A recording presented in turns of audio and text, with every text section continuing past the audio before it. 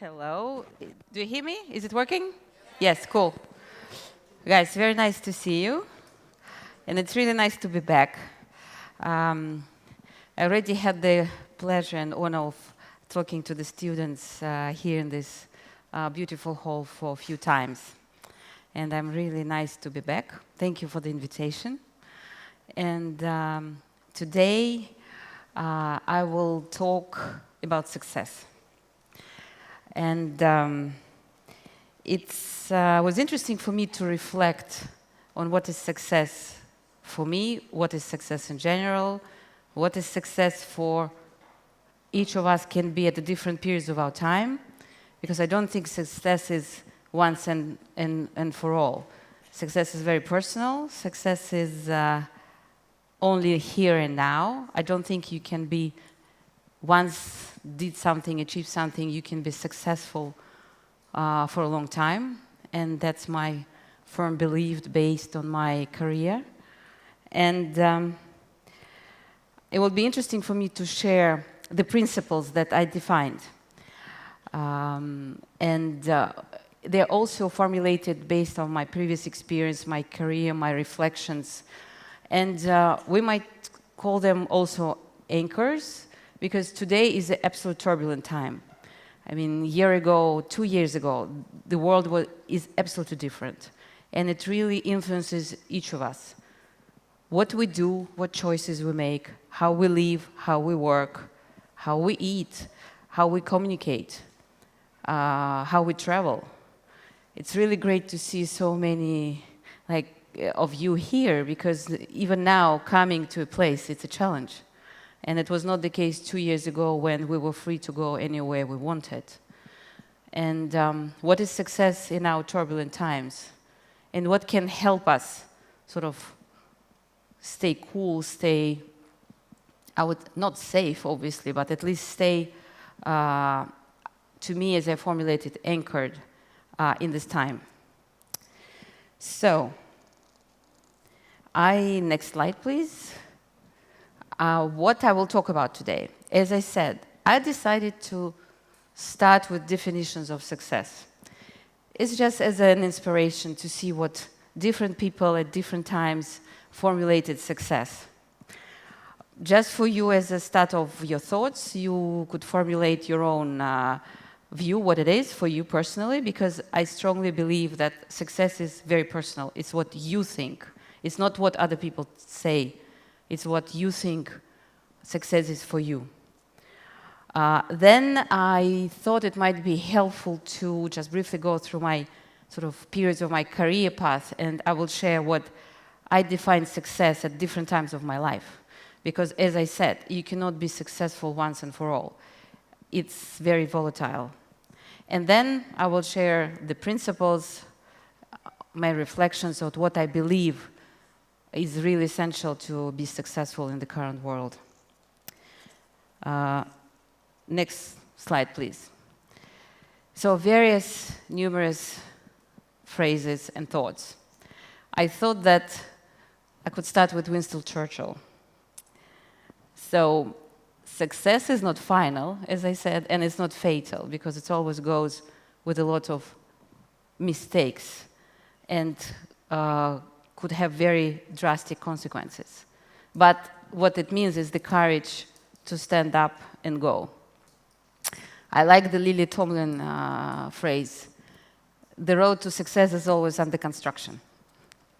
It's not easy, and you always need to overcome new difficulties in order to go. And you need to start and move and not sort of sit and wait when the road will be fully paved for you. It does never happen. Christopher Columbus, a few hundred years ago, but I think this thought is absolutely relevant for our today's time. You can never cross the ocean unless you have the courage to lose sight of the shore. Most of us doesn't have the courage to start moving because it's so good right now, it's safe, it's fine, but there will be another phrase that I have for you, which says, don't be afraid to give up the good to go for the great. You know who said that? John Rockefeller. he definitely knows that it's really important sort of to put previous success to rest and move forward to develop further. The strongest people are not those who show strength in front of the world, but those who fight and win battles that others do not know anything about. Each success comes with a lot of struggle, with a lot of pain. And I will talk briefly about one of my favorite also learnings from Ray Dalio. I think you've heard about this billionaire, very successful investor. And he says, pain and plus reflection equals development. And it's really important because every time you have pain, you reflect, you think, and you move forward. Next slide, please. Before I go to my career path, just an illustration how I think about what success is. Just a few other quotes. It's better to fall in originality than to succeed in imitation. I also talk about it because one of the principles I believe it's very important is creativity, but again, I won't stop on this right now. Opportunities don't happen, you create them. Don't be afraid, as I said before, John Rockefeller, don't be afraid to give up to the good to go for the great. Success, and another one by Winston Churchill. Success is walking from failure to failure with no less of enthusiasm. And another one, which is also connected and important, don't let the fear of losing be greater than the excitement of winning. So a lot of people over the centuries were trying to figure out what it is. And I think the key is really not to follow somebody else's path, not to follow somebody else's mottos, but think by yourself, reflect, get inspiration from outside world, but have this definition for yourself. Because only you know what drives you, what makes you not sleep at night, what makes you feel really happy when you wake up and you know, wow, I now do these things, I'll meet these people, and I will achieve what is really important to me. So, going to my career path, just very briefly. So we all get education, then we work, we have our first job, then we progress over our career. And at each time, success might be different. You're all now students, and when you're students, success means where you study, what you study, how you learn, what you learn. And it's also learning from your friends, classmates, obviously from your professors. I was, at that time, GIMO was the only place in the Soviet Union where it gave you opportunity to study sort of capitalism, to study international law, international commerce, and was the only sort of gateway to go from the Iron Curtain to the Western world. So I was accepted, I graduated from GIMO, which gave me the opportunity to understand the world. I had classes and courses in different countries. I studied in the US when I was in Moscow State Institute of International Relations. And after that, I went to work to European Bank for Reconstruction and Development in London for a couple of years. And at that time, it was also extremely successful. It was first opportunities for Russian people to work abroad, because before that, the country, the USSR, was absolutely closed. Working there, in 2 years, I decided to move back to Russia.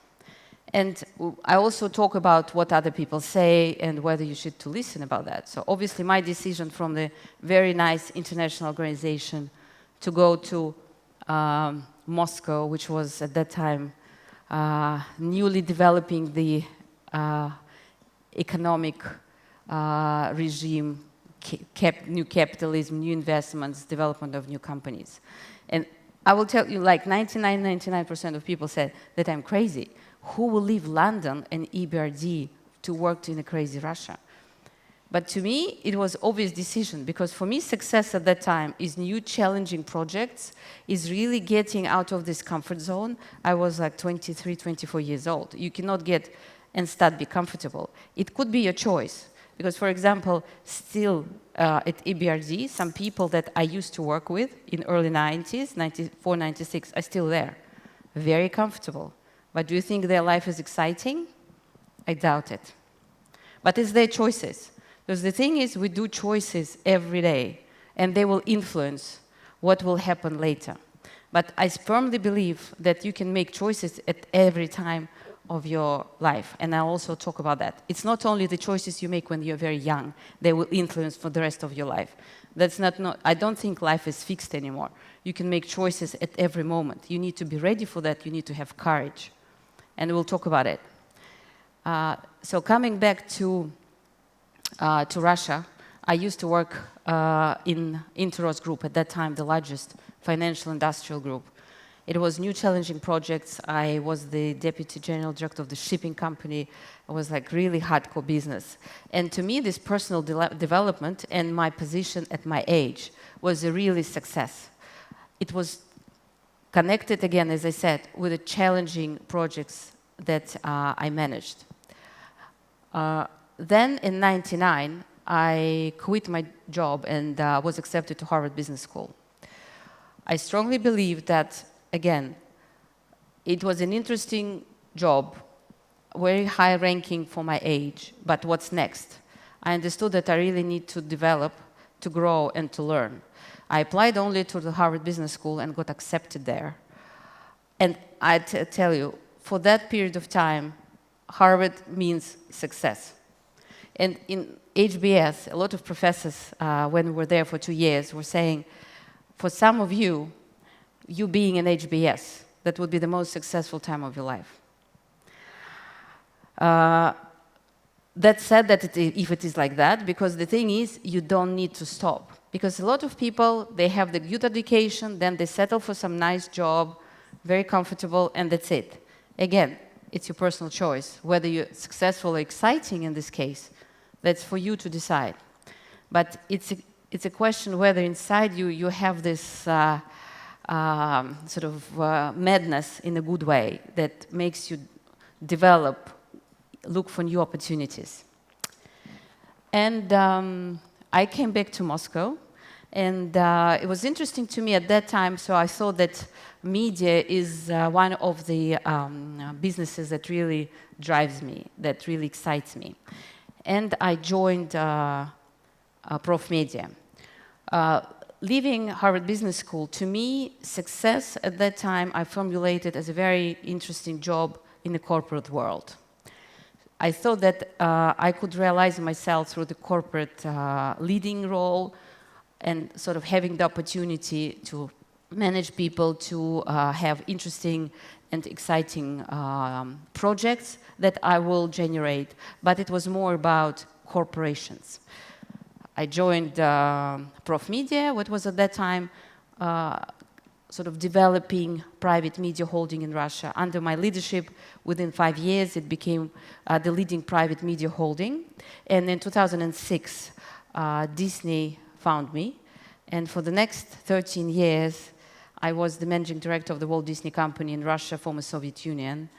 And that was really exciting because my job was to start from scratch. And we built very successful, diversified media and entertainment company in Russia and former Soviet Union with a fantastic team, with leadership positions on various media markets, whether it's kids television, producing movies, distribution of movies, consumer products, and so on. So last times when I was coming to speak to students here, I was talking about Disney mostly, because my personal success and what I did was closely connected with the company that I led. But at certain point, and I think each of you might, at certain periods of your career, sit and decide, my fantastic leadership role, whether it's starting limiting me, whether it's time to move on, maybe it's time to realize yourself through very different opportunities. It takes courage, it takes reflection, and I think it's important if you decide to leave at a sort of, I would be open, leave at a peak, and you move on. And to me, I made a very difficult, but I think a very important decision, because I believe that each of us need not stop at the former success, but need to move on and develop. So last year, I started my entrepreneurial career. I moved all the corporate roles, and I started to be an independent investor and entrepreneur. I have already a few of the startups that I'm supporting, and one of the businesses that I really like is media. Independent media, where I'm the managing shareholder, is one of the leading Russian media platforms that has more than 75 million audience monthly. Exciting to transfer it into it used to be a traditional publishing house at some point. We publish more than 11, used to say magazines, but now it's basically media brands. Cosmopolitan, Esquire, Happy's Bazaar, Rob Report, Popular Mechanics, and many more. And it's exciting to transform the traditional brands into the media space. And now, obviously, print still exists. It lives on, but definitely digital and how you create new services and how you develop and restructure this platform, it's really exciting for me. So I do that as well. But also joining and supporting various sort of entrepreneurial teams in few areas, in digital, in education. Now looking also at some of the traditional industries, it's interesting how in the new environment you can really transform some of the traditional spaces. What is important for me when I make this decision, definitely like the founding team, the course. I decided for me that any businesses that I support, it's important to have the social angle to that. So this business needs to really make people's life better, more full, interesting, and that's crucial. For me, when I make a decision whether to support or not. So, next slide, please. I think we have sort of a new world of normality, which means to me constant change. You cannot control what's happening in the outside world. You can wake up in the morning and understand that your country is in the red zone. And basically, that's it. All your plans can not fulfill and you need to wait. So how to adapt in this new reality, how to be successful in this new reality, how to have your own anchors and your sort of inner base comfort. Because life won't be the same, that's for sure. And the development that happened and the change during the last, as I said, couple of years is phenomenal. And it influences everything. Businesses collapse, new businesses evolve, new concept of the businesses appear, how we consume changes, and it all creates new opportunities. There is always a choice. Sit and complain that, oh, it's so difficult, the life is so, the world, we don't know what's happening, all the circumstances are against us. Absolutely, that's one choice. Another choice is be open, look at the opportunities and say, hey, there's so many things that are emerging, and whether do I want to drive that change, participate this change, support this change, and be open and reflect on that. So with a new slide, please. So what this, it happened to be 9. I was just listing when I was preparing for this discussion with you, I was preparing the list of what I think is important. What are the principles that I always think about when I'm moving on, when I make decisions, when I participate in something? Sort of what are these anchors for me? It happened to be 9. Maybe if you will think there could be many more, or some of them might be less important for you personally. What I'm doing is currently I'm just sharing my personal reflections and my personal views. So let's start. Personal values. For me, that starts with, everything starts with that. to me, it's very simple things. It's what you think is good and bad, how you make choices, how you communicate with people, what you think is appropriate, what's not. And because that will drive a lot of things in your life. What people you choose to work with you, how you choose your friends. And the one really important learning for me, I can be successful only in the companies where the corporate culture and values of the companies are really close to mine. And it's, I now see a lot of young people who asking me for advice and say, I don't know how to be in this environment, it's very difficult. That's the thing. When the corporate culture is not in line with your personal values, it can really destroy you. It can really be mentally difficult. And then it will be very difficult to be open again, to move forward and to achieve. Just for you, I'm putting this alert. So when you'll be choosing your companies, you might decide to pursue entrepreneurial career or be in a corporate role. Think about the values of the company that you're joining. Be focused on that, because in the long run, it can really change you, and usually changes to the worst, because you can lose yourself, you can lose your own values, you can lose your own strength, you will become more insecure, and you will lose your personal identity and belief in yourself. So that's why I put the personal values as number one. Next slide, please. Leadership and responsibility. To me, what does leadership in most cases about leading people, formulating teams, making sure people follow you. To me, leadership is more about responsibility. Because when you inspire people to join you, the team follows you on your new course. Most of these people have families, kids, personal responsibilities. So you need to be very thoughtful and responsible about the people that join you and that you inspire and they follow you. To me, I was always very open to the personal circumstances of the people that we worked with.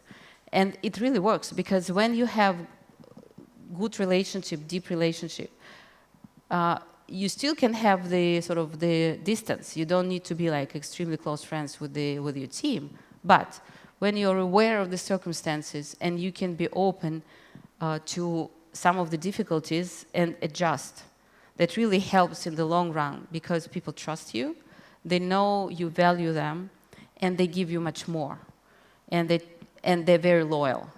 Because in every team, the key is this team is following you, and you have loyalty of your team. And of your partners as well. I mean, that also goes to partners and friends. So the next slide, please. Communication, emotional intelligence, and openness. So I already touched a bit on all these things. Again, in this changing world, communication is key. And now we're changing the way we communicated. When I started working, we were writing long letters. Like email already started, so it was not long that time ago. 90s, long letters, official correspondence. You need to formulate your thoughts accordingly. There are a lot of rules how you formulate official letters. And they were long. Now our attention span is what, like 30 seconds? And that's true. The key is really to formulate your ideas and your thoughts briefly, concisely, and very straightforward. People around you and yourself, how much attention span you have. When people start talking long, you switch off, you start thinking about something else. Even in HBS, we already had this like elevator pitch. So when you're looking for a fantastic investor and suddenly by accident you happen to be in an elevator with this person that you really wanted to meet, 30 seconds, you need to describe your idea. And it's very important. I mean, learn this skill, especially now when there is like less human interaction, and human interaction is becoming really rare and very cherished. We speak digitally.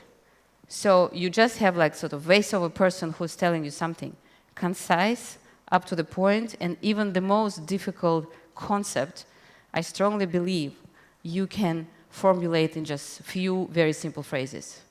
If it doesn't happen, think more. Maybe you're missing something. Try to formulate it very concisely. And emotional intelligence. You cannot force people. You need to understand them, communicate with them according to their sort of inner values, and you need to understand other people's emotions. And that changed substantially in the business. So when I started working in the 90s, I mean, in the BRD, who cared about your emotions? I mean, deadlines, straight, papers, that's it. So now, the world changed a lot. And the new generations like yours, I mean, it's very different interaction between you and different generations. We need to be aware of people's emotions, what they think, and communicate accordingly.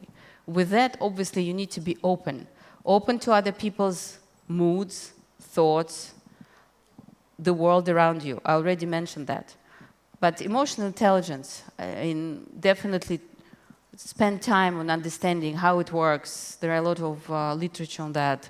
And be open and read people's emotions. That's really important. And understand your own.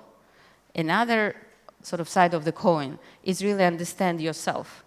And now it's also a lot of opportunities to do that, but you really need to understand yourself. What drives you, what makes you mad, what makes you happy, what gives you pain. You need to be aware of your own self. With that, you only can be successful. We're all not perfect. We have a lot of things that, and you need to, that we might not do the best. Some other people might do it best. But when you assemble teams, when you work, be aware of yourself, and then you will be able to connect and to find mates for you, friends, or in the job that can be adding the characteristics that you're missing. And I think that's definitely what you need to do in order to be successful. Next one, please. Going to the team like-minded people. What I learned during my career, the key for me, and when I was looking and hiring a lot of teammates, whether they were in the top positions or middle positions, is that you need to have the same values and the level of energy. If the person is open, ready to learn, ready to be active, or the passive person. So I always look for an open, energetic, the person who is curious, the person who is interested. Because some of the professional aspects you can always learn. Each company is very different. In each company, there are certain internal rules or aspects. If the person is open, smart, intelligent, curious, I mean, it takes not a long time to really get this person on board. So like-minded people for me, as I said, values, energy, curiosity, openness. Next one, please. Creativity and innovation. I think in the today world, without creativity and being innovative, you just cannot be successful. You cannot do the same again and again as it used to be in the previous times. World is moving so fast. If you did it once, most likely next time when you automatically try to repeat, you're off because the world moved on already by like a long space. So be creative. Every time think whether something changed and it makes sense for me to do it differently. And creative innovation can be not only about creating content. It could be business processes, financial modeling. Try to think what can be more effective, more interesting, what angle to look at. Not just be based on what's done before. It could be a good start. It could be a good basis for further thoughts and ideas.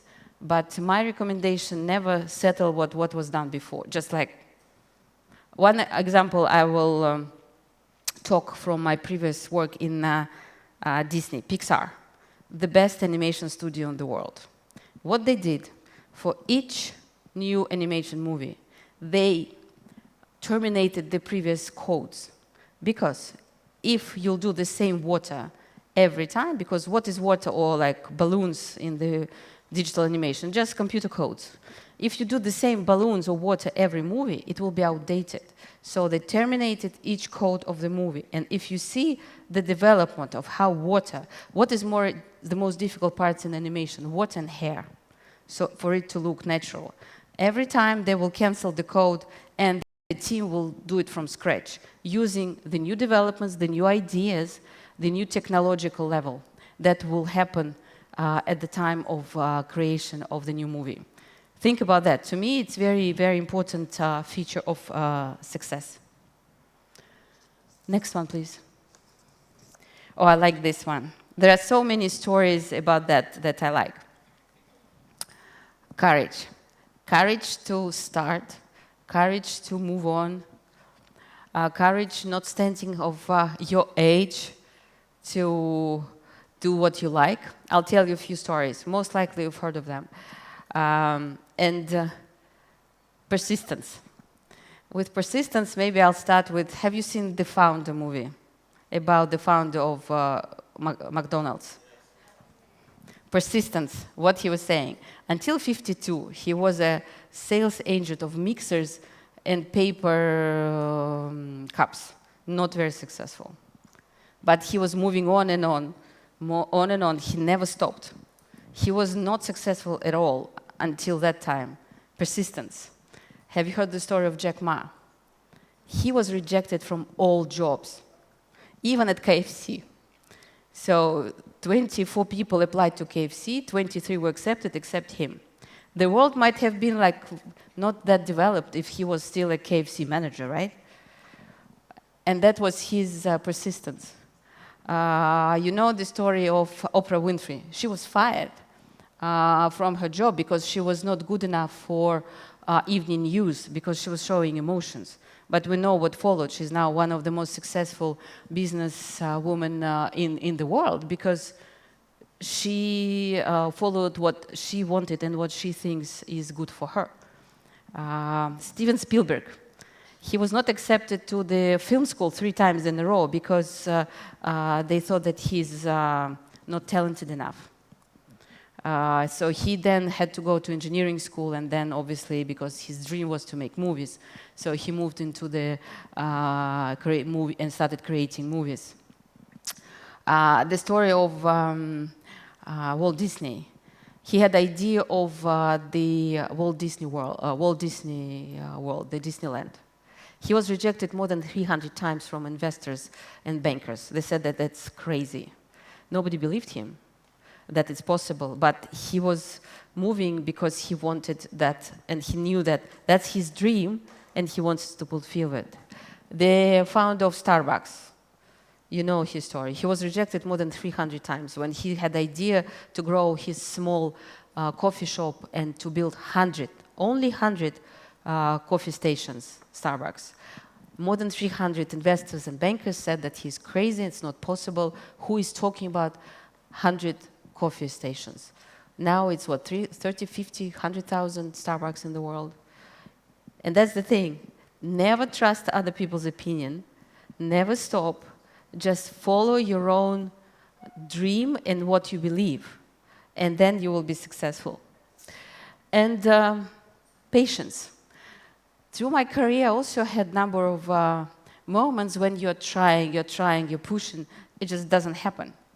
At some point, it's important to stop, maybe have one step back, and think. Maybe I need to change how I'm doing it. One of the things I'm trying to do is sort of get one step sort of higher, try to look into bigger perspective, how this particular problem fits into the bigger space. And then the matter of timeline. A lot of things that we think are really drastic at this moment, in reality, during the bigger life period or time period, would be a huge success. I mean, again, one of the examples that is on my mind, Steve Jobs.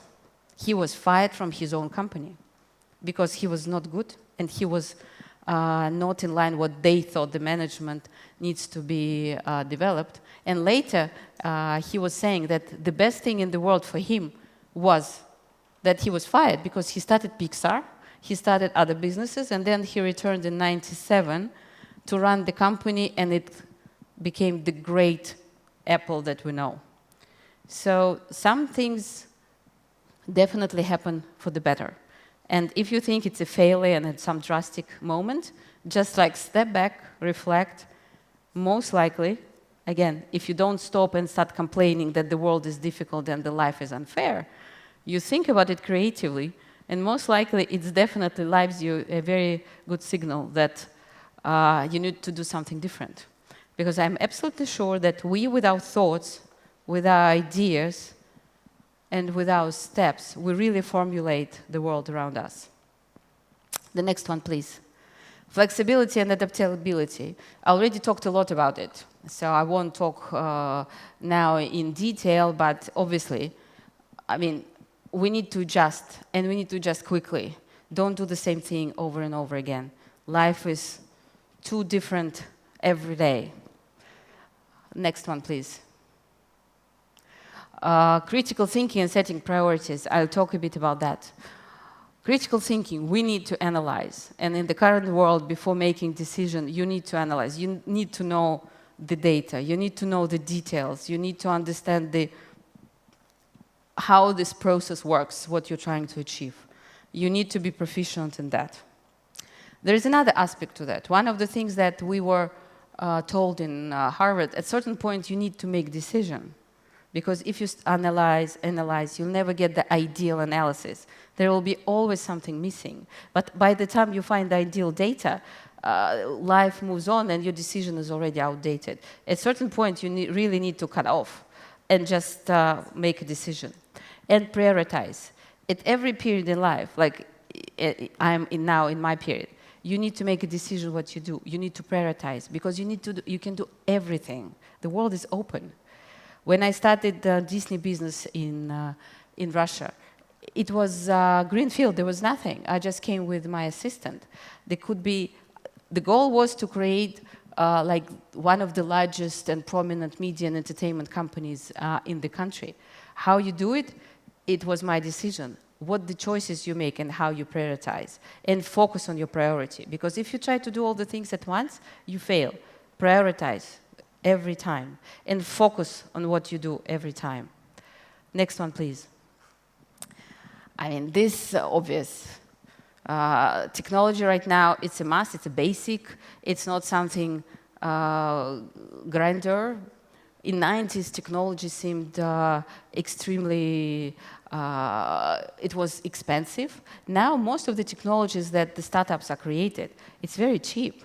All these educational startups that are created, that's the technologies that's already developed, you just like rent it. All these video technologies that before companies need to invest millions and millions to invest. Now you can get it. There are a lot of open codes.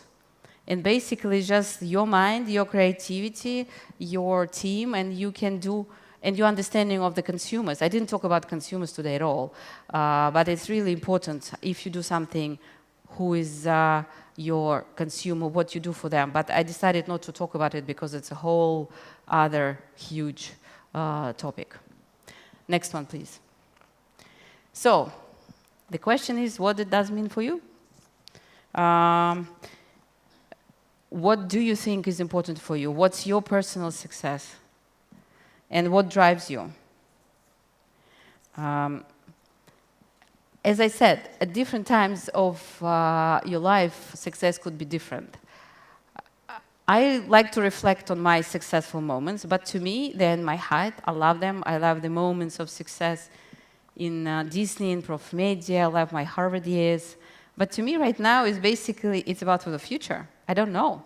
It could be a lot of mistakes. It could be different moments. But now the most exciting part is start the new period and see, using all these principles and anchors that I described to you, what will be my future success. The companies that I support and invest, hopefully some of them will really make a change and be successful I really want the media company that I manage from a shareholder perspective to become number 1 or 2 in the Russian media market. We're still number 5 and 6. So there is still time to grow in terms of consumers, businesses, and opportunities. But at the same time, to me, success starts with formulating what is important for me, what drives me. So if I share what to me is success, you can have the. By the way, calculate the stones. It's 9 stones. So everything is calculated, very straight. So next slide, please. So to me, success definitely starts with a dream. And without that, without listening to your heart, without listening to what you really care deeply about, I honestly think it's very difficult to be successful. Deeply successful, personally, that you will really love what you do every day. Thank you.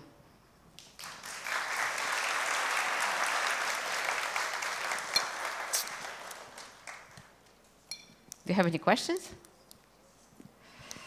Thank you. That's the best part. I like it. Thank you. So let me have a sip of water, and I will be yours. And I will hold it for you. Please. Are we good in time? What time is it? Hello, my name is Alexandra. I'm from Moscow. Uh-huh. Hello. There is a stereotype that woman cannot hold manager position. How you face this problem? How do you feel about, and how have you deal with it? Thank you very much for your question. Women's leadership is one of the topics that I talk a lot about, and I have a lot of questions, and I'm mentoring women, and I'm sharing my personal experience. I strongly believe that, first of all, it's women's choice. A lot of issues are in our head, sort of the glass ceiling, that we cannot achieve that we cannot get there, it's only men's role. I doubt it strongly.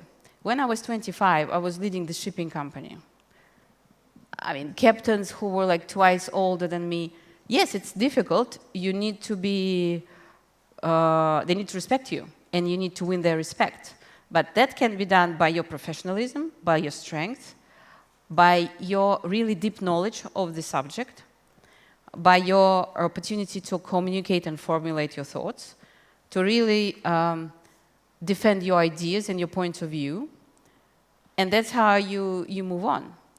So I had the opportunity to be in very senior positions at a very young age, and that's how I believe you really develop. Again, most of the stereotypes are just within ourselves, that it's not possible. So I don't think there is a difference. I know a lot about this. There are a lot of women movements, and maybe there are some occasions that, yes, that can be difficult circumstances. And I think you need to stand up. I had in my career the situations where I was very junior and sort of much older managers were sort of harsh and trying to be nasty. I fight back. Even though when I was very young, I really fought back. And it counted, because these people, one person that I'm talking, he then was my sort of good friend for like more than 15 years. Because he said, you know what? First time in my career, he was senior banker. So first time in my life, somebody told me that I cannot do that. And it was you, like the young, very young, I was 21, like girl who was like a financial analyst, like the bottom of the sort of banking career. Fight back. Thank you. So, thank you. There's so many questions. It's really nice.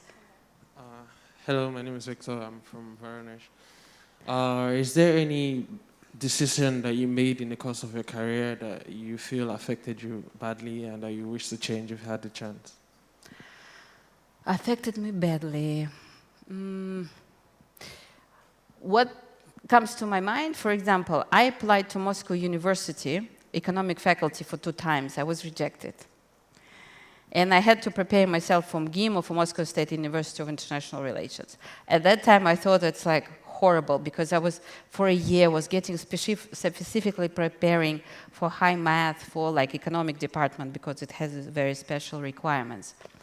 But I believe that was for the good because I won't have this opportunity to experience the world much earlier, sort of then Russia opened to the whole world. So I was advantageous to many other people because I already had deep experience with working in London, having opportunity to study in different countries. I think that's, it's always to me the time of it's the perspective. So sometimes we'll see. So for now, going back and reflecting, I don't think there was anything that at this time I would think, oh, that was a mistake. At that moment, it happened to be like you think it's a mistake. Wait. Thank you. Thank you very much for your lecture. My name is Samuel, I'm from Nigeria, and my question is, what do you think about unfair advantage, whereby some people naturally just have the advantage, probably because of where they are born and where they are living, they have access to some good universities, good investors and all of that. But some people in the other parts of the part of the world, they don't have access to that, and they are also trying to achieve the same success. Thank you very much for your question. It's really a very important question. I believe in what I see. The world is now changing, that we are becoming much more sort of open through digitalization. There's a lot of universities right now you can access digitally. I happened to study in Harvard with people from all over the world. There were people from India, from Africa, from Latin America, with very different starting points. The question is you never give up, and you fight, and you be persistent. I talked a lot to them because to me it was very interesting to find out. And one of my good friends and my soulmates was a beautiful, very strong girl from Ethiopia. And she had a very difficult times in terms of how she developed, but she never gave up. She had her focus, and notwithstanding the circumstances, she was trying to do the best. I talked to so many classmates of mine from India, and when I worked in Disney, so we also had a lot of opportunity to travel. And then the question is, when you have more than about 1 billion people that you compete with, how you progress?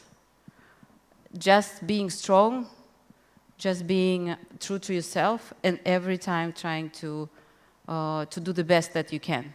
It's very difficult because, unfortunately, I mean, again, life is not fair, and we all get born in different circumstances. But how many people you know were extremely successful who came from a very well-to-do environment?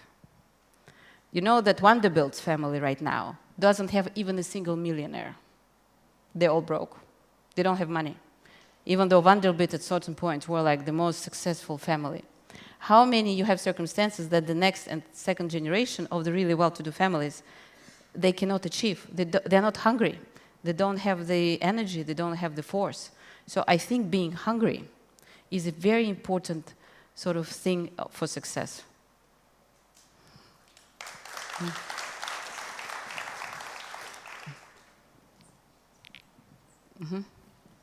Hello, my name is Paulina. I'm from Kazan, and I have a question. When someone achieves a success and become popular and well-known, he usually changes his surrounding and... Whom you're talking about, can you, because I don't hear you very well, sorry. So, when someone achieves success and become popular, he usually changes his surrounding and become arrogant person who looks down to others. And my question is how to stay human and not to lose personal traits in some situation. Thank you. I think I was talking about that. But I will talk more what I think. Personal values. We all know the very traditional Russian proverb. So you have 3 огонь, вода и медные трубы. So what is медные трубы? It's success. So a lot of people can go through hunger, through pain, but when you achieve, And that's where the beginning of the end. Because then, if you are like just getting there, and your personal values allow you to look down on other people that like help you, you don't try to achieve more, you don't try to change, you don't try to be humble. So to me, that's the end. After that, there is no development. And your success finishes. And it's all about, as I was saying, success is about now. It's not about your former successful moments. They're nice and fine, but it's not about the future.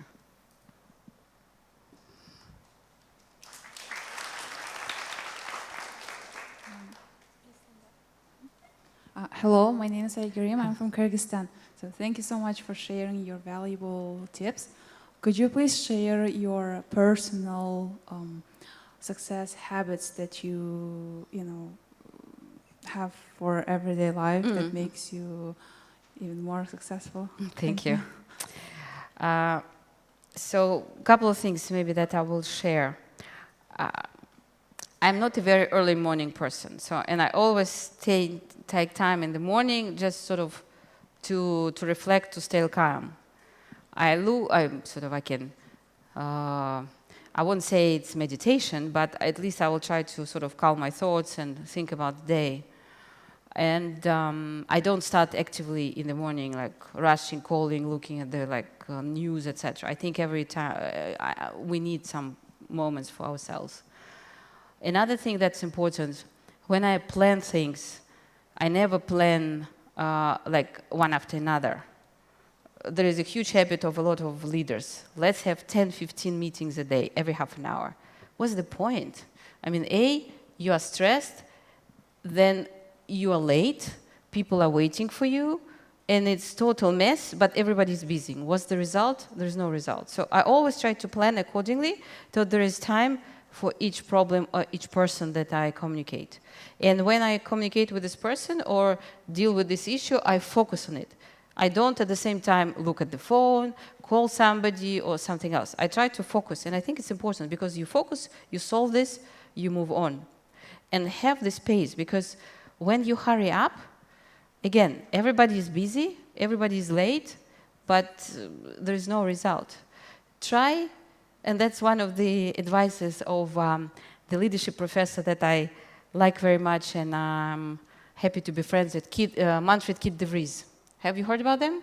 He's one of the leading professors in leadership, and he connected leadership with psychology and Freudian theory. So, because his idea is that every leader is not a normal person, because not each of us is a normal person. We're all special and different. That's why I was talking to you, need to learn yourself. So for some of you, like, have 1 hour in the day, just like walk, read, do something. So don't try to sort of squeeze everything, because at the end of the result, you're worn out, your attention goes down, you're stressed, and that's it. Take time for yourself, and it's really important. The culture that I started working with was about pushing as many things, like having 100 meetings. It's as a result now, it's moving out because I don't think it's productive.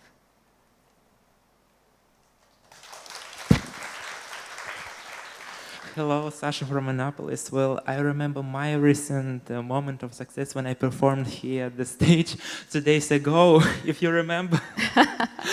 Well, yeah. And now I see a lot of photos all around the campus with the freaking out makeups and my eyebrows. I will show you at the backstage. Thank you. But yes, I used a lot of tips that you shared with us today, but I lost the one. The individuality. Yes. I have stolen a lot of things from another performer at American Music Awards. And my question is how to be an individual and original and not to copy in other elements, lines, phrases, whatever, during my work as songwriters, during other works of the project, because if you know, we have several teams that working on a project. So maybe the quote like, the new thing consists of many old one's works here. And maybe that's the reason why a little part of plagiarism will be always with us. Well, how to avoid the plagiarism? I heard a lot of like to just be yourself. But maybe inside sometimes it doesn't work and we cannot still open us up and show real us. Thank you. Thank you for your question. Not a question, for your remark. How to be individual. It's difficult. Very difficult. It takes courage. It takes openness. It takes courage to say, I am different.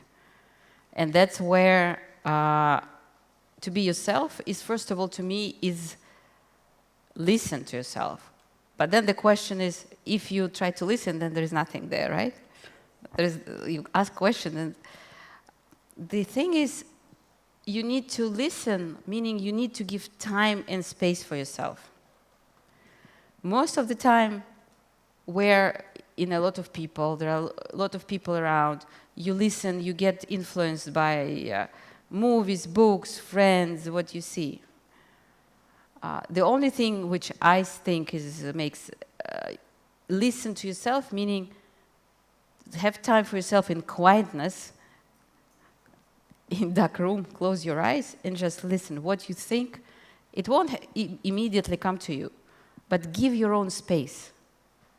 And that's how your inner self, I'm sure there might be some trainings about that, but I'm not specialist in that. But being different is very difficult because our culture traditionally was, in our schools, you need to be the same. But in reality, and I'm good now, the changes where we're more separated. We have more space for yourself. Use it to listen, to ask questions, and maybe reflect what reactions your inner self give you on some of the things you see. You like it, you don't like it. This makes you like inspired. Analyze yourself, analyze your reactions, and that's how maybe you'll start sort of understanding yourself better. Thank you.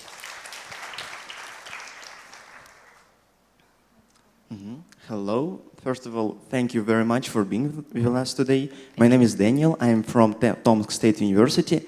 And my question is, according to your presentation, you're a very successful person, but where is the family in your life? What place had the family during your entire life? Thank you. Thank you very much. Thank you for your question. Family and people you love and are close to you are extremely very important because that's your support. I'm very happy because I have a son who is now 18 years old, and I'm very happy about his successes. He got accepted, I like to brag about it, so I have to tell you this. So he got accepted to the London School of Economics.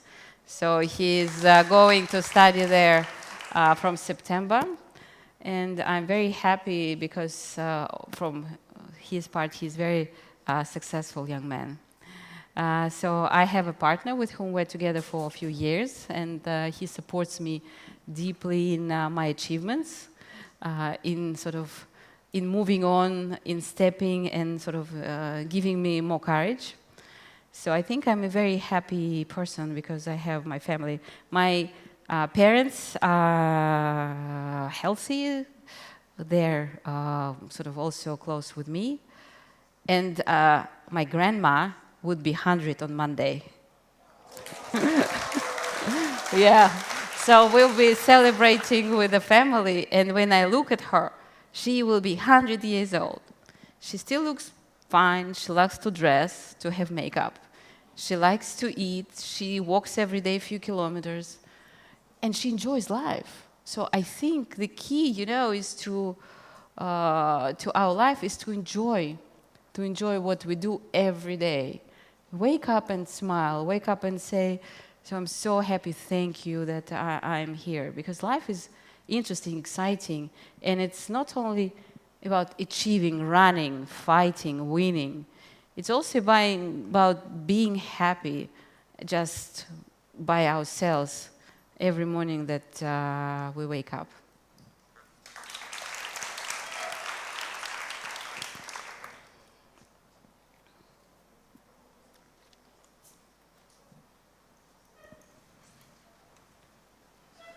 Hello, my name is Sonia. Thank you very much for your presentation. I have the similar question. I think everyone in this hall can agree with the statement that your career is the great illustration of successful woman. And what advice can you give to a woman who wants to build a career and a family at the same time? Thank you. It's a very important question. First, your family need to support you in your career. I'll share a few personal experiences how I was raising my kid, because when I joined Disney, he was 3 years old, so he was just very small, and he needed me, and I was really busy. And because of the 11 hours difference with the LA, who was the headquarters, I need to be connected with them, I need to travel a lot. So the choices I made, I created very special routines with my son. Kids at the time, they don't understand time, how long you were with him, but you understand when you're focused with him. So I always wake him up. When I was in Moscow, but it was like a lot, I always wake him up to the kindergarten or to school. No matter what time I woke, I went to bed, I just did it. So then I could work, I maybe have a nap because it was early. And I tried on many occasions take him from school. It would take you like half an hour. But he will see me, and then he will have his own things. So we'll drive home, talk, he will eat, and then he'll have his own things. But mentally, I was with him. We also created some routines. And we used actually Lego. I loved Lego when I was a small girl. I like to put things together. So I started showing him Lego. First he watched how I do it. Then he asked me to give him the parts. Then he started doing it himself. I was watching him. But they all created the whole routine together that we really, and I never had phone with me at that time. So it was only focused on him. And we traveled. So we created opportunities to travel together, and we were just together, like with that. So my advice is it takes joint opportunity. You need to jointly decide how you make your life important. So I had the opportunities where I really worked a lot. So with my partner, we discuss. For example, we always have dinner together. Then I might work, he might do something else, but there are always moments when you devote yourself to the person. And again, it takes all of you to make this decision and to support you. But with that, now I actually stopped asking my son whether he will miss me when he was small. He said, no, we had so many things together, we did this, and that. That's what he remembers. And that's important. But you need to be very loyal. If you promised to do that, you need to do it. Because if you fail your close one, and especially kids, they remember. So it takes a lot of effort to do that and discipline.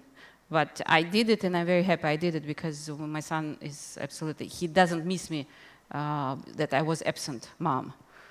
But that's important. The thing right now, I think you can always it's about planning and discipline. And you need to have time to yourself. You will be still productive. It's not about the number of hours that you spend. It's how efficient you are.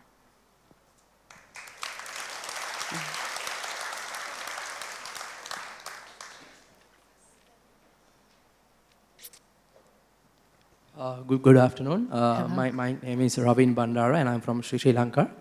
I would like to know, when doing a certain thing, what is the exact time to achieve the success?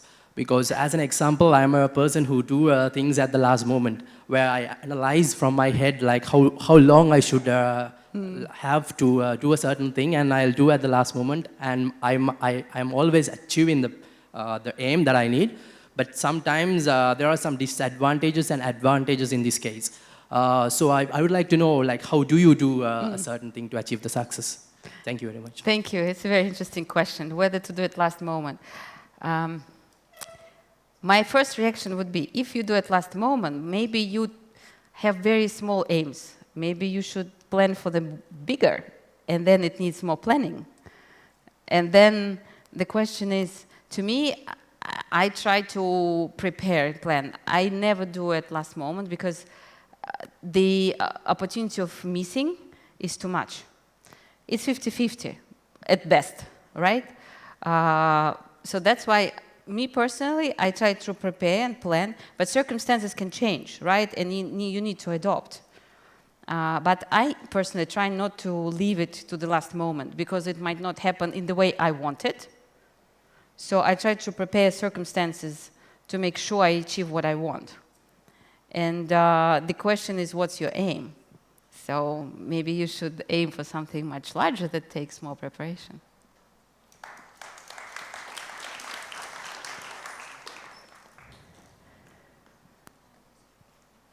Hi, my name is Alamde. I'm from Nigeria. Thanks for the very interesting lecture. And I would like to know, in your success journey so far, what has been your greatest strength? And when you get faced challenges, because, I don't know, to achieve success, there has to be challenges or others along the way. What keeps you going? So the question is about what's my strength? Yeah, your greatest and strength. what the challenges? No, what keeps you going when you face challenges? What keeps me going? When I formulate something in my head, I really wanted to achieve it. So to me, the excitement I get is when I had something in my head and then I see it realized, and it positively influences a lot of people. And that gave me a huge opportunity to realize myself when I was running Disney, because I'm producer of different movies. When you have this idea in your head, then you create the movie, and then you see millions of people laugh, cry, and sort of have happy moments with it. So that really gives me goosebumps. And it could be creation of a company, creation of something. To me, creating from scratch, I realize, gives most of the excitement. So if I have challenges, so I get more energy, and I'm sort of very excited to move on and to overcome, to see new ways how to do it. So to me, challenges is an energy source. So when everything is good, so it's boring. Really. So I'm all for challenges. I think it's fun.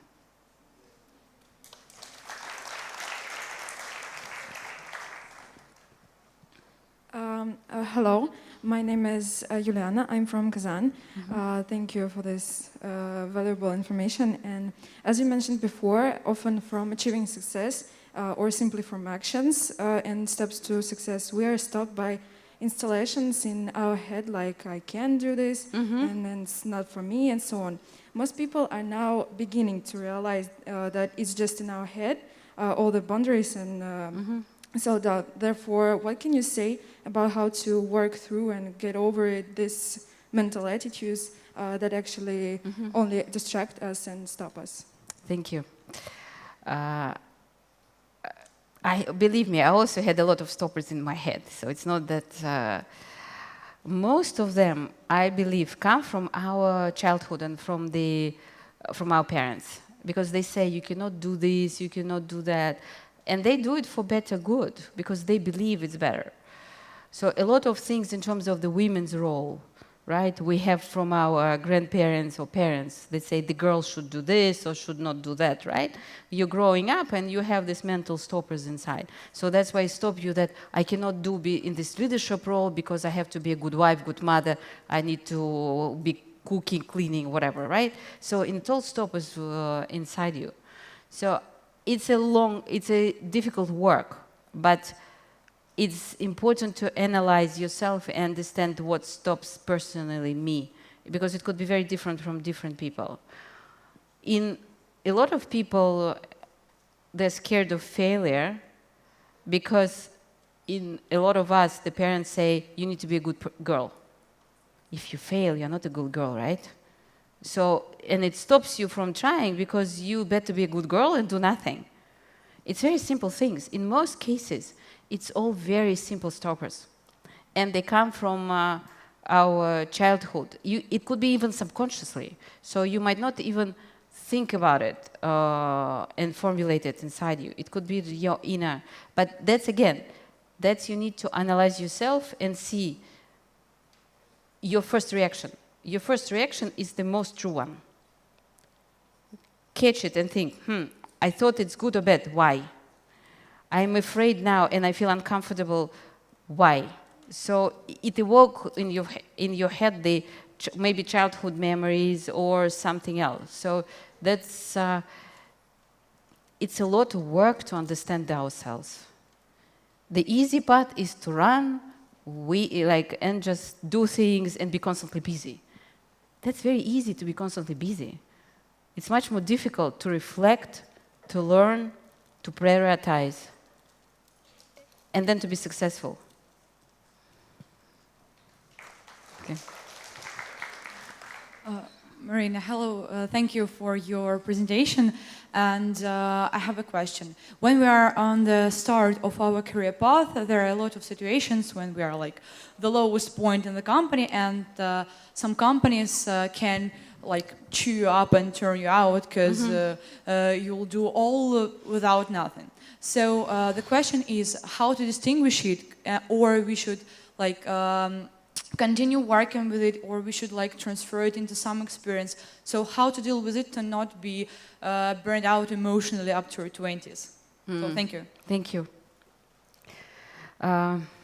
Starting is very important because again, it can burn you up, it can ruin you emotionally because if the values, as I said, are not in line with yours. I'll share what I did. I started at the very low, obviously, positions at the beginning of my jobs. What I tried to do first, I tried to understand how it works, what people are doing, and then I started coming up with suggestions. For example, there are always tasks that nobody wants to do. And I would say, listen, I realize you have this, this, and that's an important task. I will do it. In some cases, people say, but that's much over your current position. I said, let me do it and we'll see. So if I'll ask for your advice if I need something. So when I was a financial analyst in the BRD, I was already formulating document for operations committee, participating in conversations with bank, structuring of the bank financing. Financial analysts just do modeling, but it was boring. I already learned how to do it. And then I started sort of be active. Be active. People always like that somebody else will do it for them. But be vocal about that so that you do it. Communicate. Because if you do something quietly, people won't know. One of the things and mistakes that I hear a lot, oh, I did it, people will notice. No, people will not notice until you tell it. But be very humble in terms of how you communicate it, because there is always a balance. If you are like too aggressive, people try sort of to protect their own sort of space. But be active, professional. You need to be understanding what you're doing. So you need to be professional in what you're suggesting. And said, I will be responsible for the result, let me do it. Never happened in my career that somebody said no. Because again, there is always a lot of work to be done, but it needs to be smart suggestion.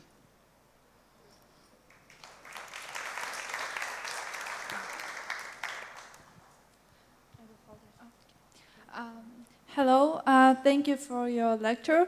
And I have a question about persistence. So it's important, and you gave an example with paper cups in McDonald's, and they were persistent with the idea and they got success. But sometimes some ideas really don't have any potential to be successful. And sometimes we should take a step back. And so how can we understand that idea was to be realized and we will not waste our time? How can we spot it? That's a great question. When you think that's enough to be persistent, right? That's a very difficult question because it depends on the circumstances, time of your life. It depends on different aspects. How I would start thinking about it? I will think it's what are crucial moments or crucial drivers of this particular idea to be successful. What are they? And then really be very analytical, critical thinking. Yes, I was telling about that. Be analytical, whether these drivers are working as you planned. Why they're not working as they planned? Because there are some circumstances that are beyond your control, or maybe there's something wrong in terms of how you execute. So try to be very analytical about the key drivers of making this particular idea successful. And then most likely you'll find an answer. Because it's either the world changed and the idea is not relevant anymore, you need to adjust, or the execution might not be good enough, then you need to change execution. Maybe the team who is doing it is not good for this particular task, then you need to change the team. So I think you might find an answer when you be analytical about that. Mm-hmm. Mm-hmm.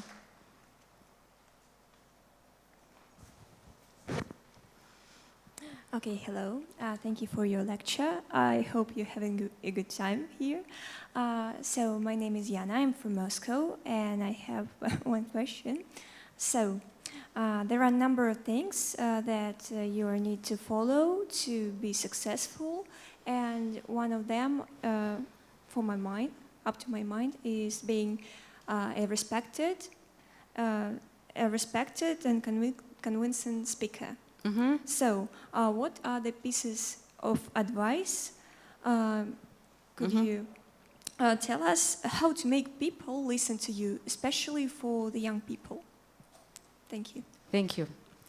Communication, absolutely extremely important. And in our time, we constantly need to communicate and to sort of present ourselves, our ideas, ourselves, a result of what we did. So to me, the public speaking was it didn't come by nature. It was a lot of work that I had to do. First, you need to prepare, really, and that's key. A lot of people I know, they will do something. It always felt by the audience. Be prepared, know exactly what you want to communicate. Put this, to me it's important sort of to write. You see, I had some cards. I didn't use them because I know what's there, but just to me it was important to write and to formulate exactly. So to be prepared, you should know what you're talking about. Be sincere. One of the things that I had in the beginning when I was trying to talk very straightforwardly without like pauses, and you try to get everything to your audience without even listening back. And that's how you lose the audience, because you don't make pauses, you just listen to yourself, you try to get it over with as soon as possible, right? You've heard a lot of speakers like that. And then that's it. So you need to listen to be prepared, be sincere, be professional, and know what you're talking about. But sort of listen to your audience.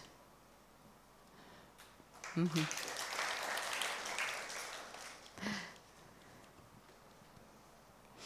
Okay, my name is Samuel from Kazan. So, about the career path, from your own career path, I could see that you had a lot of education. You went to many schools. So, excuse me, can you repeat the last couple of phrases? I said from your career path that you showed us, I can see that you had a lot of education. You went to a lot of schools.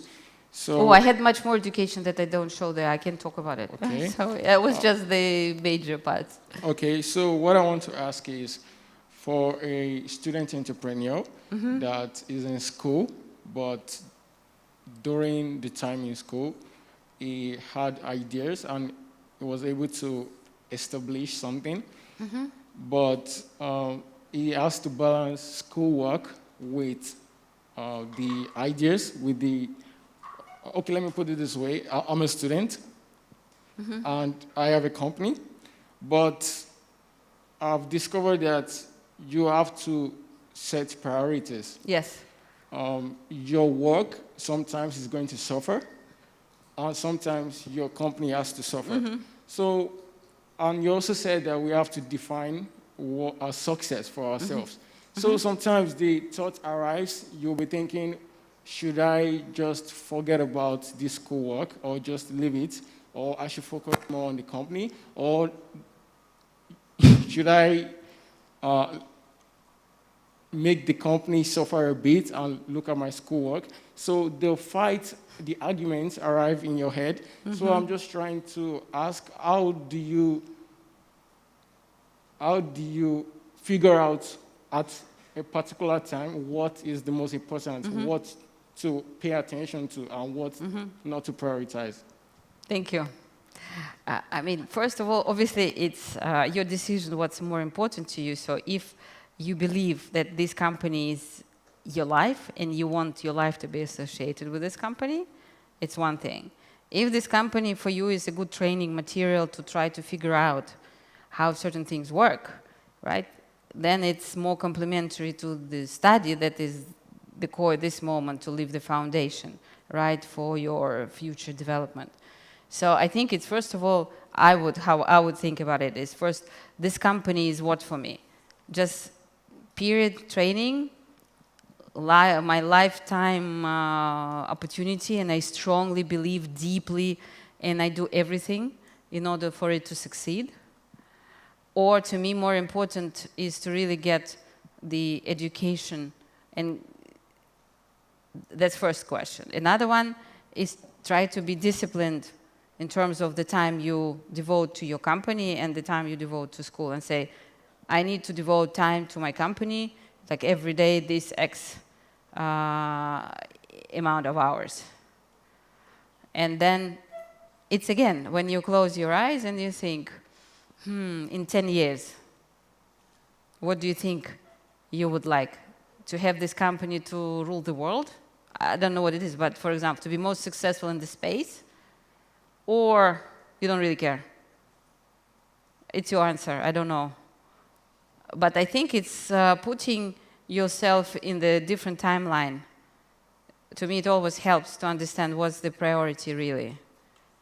Because at that moment, yes, it's difficult, you need to like jungle all that, but put yourself forward. What do you think? What's more important to you?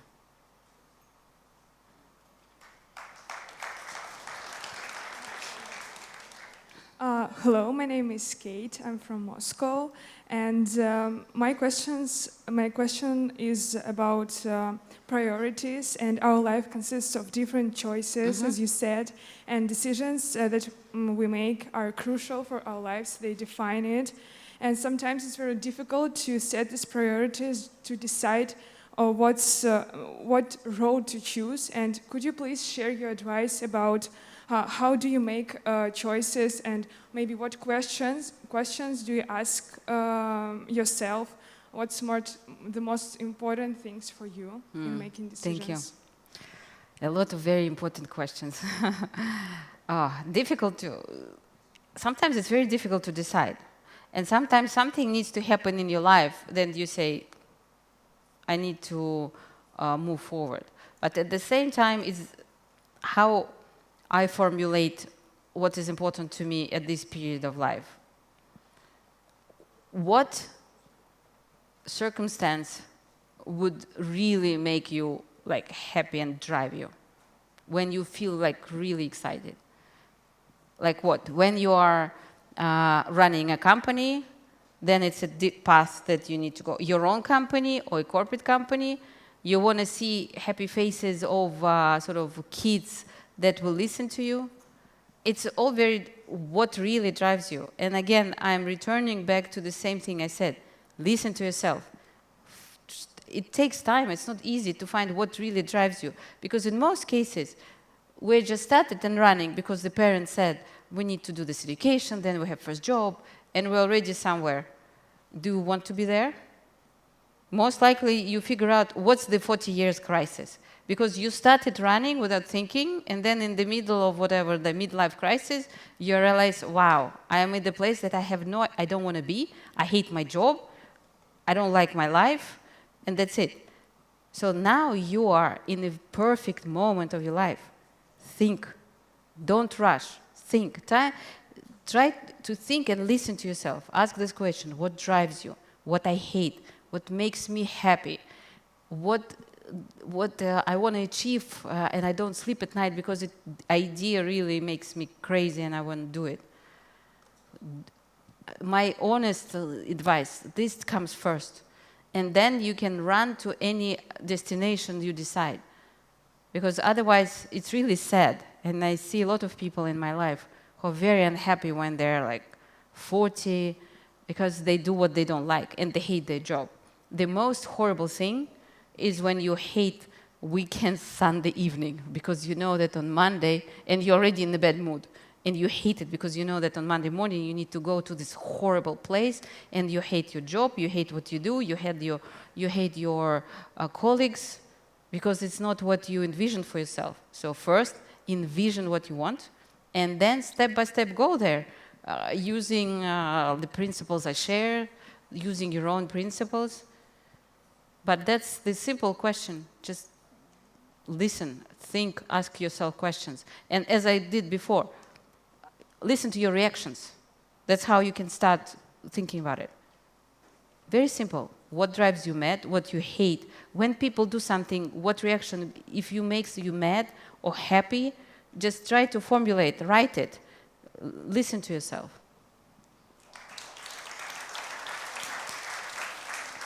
Marina Alexandrovna, maybe the last question. But there are still so many. I can answer like here if you like. So if you have time. Yes.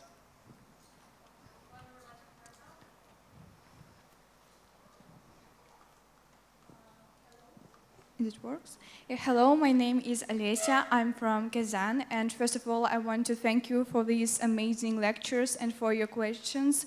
Answers, of course. Thank you. And I want to ask you about your work experience, because it's so big and different. And I want to ask you, is it harder to leave your job than everything is bad and boring, or then everything is okay and nice, but you want to another experience? Thank you. It's obviously harder to leave when everything is really good. Remember the Rockefeller phrase that I started. Don't be afraid to lose something good for the better. When everything is bad, to leave it's easier, but because everything is nasty. But when it's good, the question is that I answer myself, it's so good, whether it's the beginning of stagnation, whether it's time to think and move forward. So I think, and my view is, you need to leave when it's good, because then it's a huge and fantastic foundation to go further and to go for something else and to go for the new dream. Because what we do when our one dream comes true, we'll figure out the next and we'll go for the next one. So guys, thank you very much. It was really a pleasure to talk to you. And thank you very much for your questions. Thank you. Good luck. And so see you again. Thank you.